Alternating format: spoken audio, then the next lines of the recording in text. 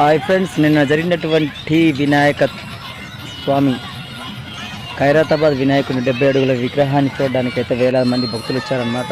So తనకు కూడా నిమజ్జన కార్యక్రమంలో కూడా వేలాది మంది భక్తులు పాల్గొన్నారు.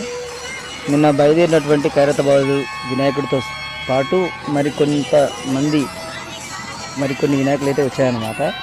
సో అది చూసినప్పుడు చాలామంది అయితే భక్తులు అయితే ఖైరతాబాద్ వినాయకుని చూడడానికి మాత్రం ప్రత్యేకంగా వచ్చారని చెప్పేసి అక్కడ చాలామంది ప్రత్యేకంగా హైదరాబాద్కి వచ్చింది కారణమే ఆ వినాయకుని నిమజ్జనాన్ని కన్నారు చూడాలని చెప్పేసి అయితే వచ్చారనమాట.